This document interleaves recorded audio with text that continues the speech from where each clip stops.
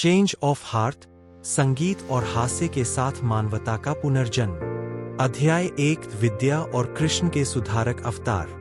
वह वहां बैठी थी, सुंदर गडेरिन विद्या, अपनी 5 बचपन की सहेलियों के साथ, प्रिय रेवा नर्मदा के तट पर 2 विशाल वृक्षों की छाया में। एक था प्राचीन, ऋषिसमान, भव्य बरगद का वृक्ष, जिसकी देवता भी पूजा करते थे, जिसकी फैली हुई शाखाएं सबको संरक्षण देती थीं। दूसरा था रहस्यमयी अफ्रीकी बाओबाब, जो मदागास्कर से मांडू तक आकर इस पवित्र बरगद का मित्र बन गया था। उसका हर हिस्सा, बीज, पत्ते, जड़ें और फूल मानो उदारता से टपकते थे। दोनों वृक्ष गहरे मित्र थे। उनकी शाखाएं प्रेम से एक दूसरे में उलझी रहती और मानवों को सार्वभौमिक भाईचारे का संदेश देती। उनके चरणों को नर्मदा मैया की फिरोजी लहरें प्रेम से छूती। नर्मदा का पक्षियों, जानवरों और मनुष्यों से मातृवत संबंध था, और आकाश, हवाओं और विंध्य पर्वत से उसकी अद्भुत मित्रता थी। वे सब अविभाज्य थे। यही विद्या की दुनिया थी। जब सुबह की किरणें अंधकार को चीरती और मधुर, सुनहरी रोशनी आकाश को भर देती, तब पक्षी आकाश में संगीत की धारा बहा देते। उसी संगीत से प्रेरित होकर विद्या तानपुरे के साथ ध्रुपद गाती, और समय जैसे ठहर जाता। लोग, पशु पक्षी, हवा, सब उसकी स्वर्गीय आवाज सुनने को शांत हो जाते। लोग कहते थे कि देवी सरस्वती उसके कंठ में निवास करती है। अब स्वाभाविक है कि कई प्रश्न उठते हैं। क्या एक गडेरिन का नाम विद्या होना अजीब नहीं? सचमुच निम्न वर्णों को संस्कृतनिष्ठ नाम नहीं दिए जाते थे। इसके पीछे एक रोचक कहानी है जो आगे आएगी। और क्या सच में वह ध्रुपद गाती थी?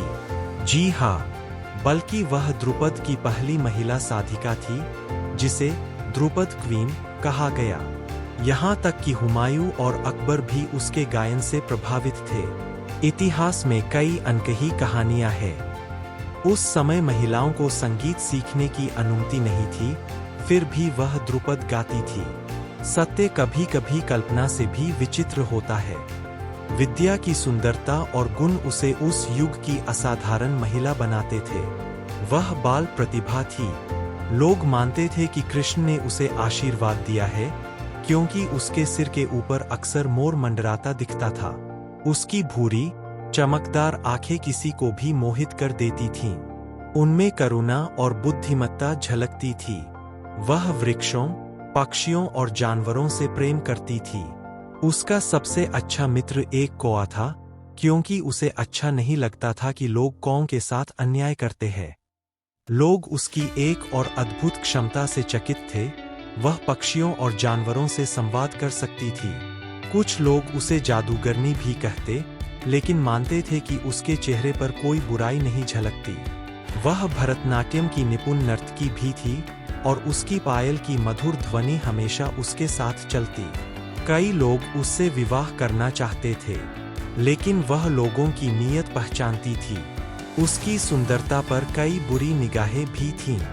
उनमें एक था मालवा का सुल्तान बाज बहादुर, भोगविलासी और अनैतिक। दूसरा था आदम खान, अकबर का पालन पोषण भाई। इसी कारण विद्या और उसकी सहेलियां चिंता में डूबी थीं। वृक्ष, पहाड़ और नदी भी मानो उनके दुख को प्रतिबिंबित कर रहे थे। अकबर ने उसे मांडू से ले जाने का वादा किया था, लेकिन राजनीतिक अशांति के कारण वह नहीं आ सका। वह अभी केवल 15 वर्ष का था, जबकि विद्या 21 वर्ष की थी। उसकी स्थिति भी असुरक्षित थी। वह खुद को ऐसे महसूस करती थी जैसे घने जंगल में अकेला खरगोश।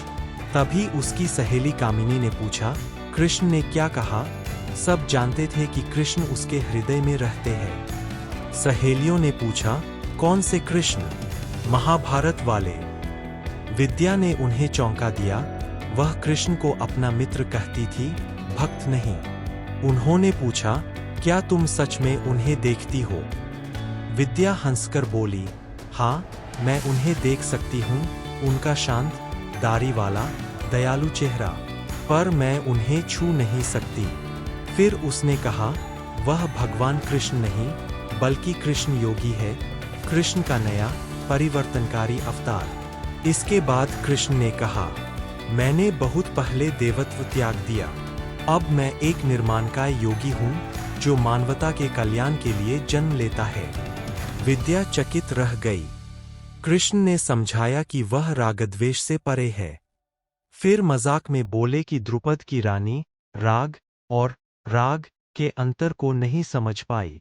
विद्या ने पूछा, तुमने यह दाढ़ी वाला रूप क्यों लिया? कृष्ण मुस्कुराए, क्योंकि मुझे समझ आया कि मैं कभी भगवान था ही नहीं। जब विद्या ने राम के बारे में पूछा, तो कृष्ण ने कहा, राम भी भगवान नहीं थे। विष्णु, कृष्ण और राम एक ही है। उन्होंने मनु और वर्ण व्यवस्था की आलोचना की और बताया कि रामराज्य में सबको समान अधिकार दिए गए थे। फिर विद्या ने पूछा, सीता ने धरती में समा जाने का निर्णय क्यों लिया? कृष्ण ने कहा, आज मैं तुम्हें वह कथा सुनाऊंगा। तभी कृष्ण ने देखा कि उसकी सहेलियां अंताक्षरी खेल रही थीं। उन्होंने कहा, उन्हें बुलाओ, मैं सबको कहानी सुनाऊंगा। अंताक्षरी 2 शब्दों से बना है, अंत्य और अक्षर। इसमें एक गायक जिस अक्षर पर गीत समाप्त करता है, अगला गायक उसी अक्षर से गीत शुरू करता है। यह खेल घंटों चल सकता है। जब सब लौटे, कृष्ण ने विद्या के मन का प्रश्न पर लिया और बोले, तुम सोच रही हो कि महाभारत काल में लक्ष्मी कृष्ण के साथ पृथ्वी पर क्यों नहीं आई? विद्या ने पूछा, क्या रुक्मिणी लक्ष्मी का अवतार नहीं थी? कृष्ण बोले, वह केवल अफवाह थी, सच्चाई आज जानोगी।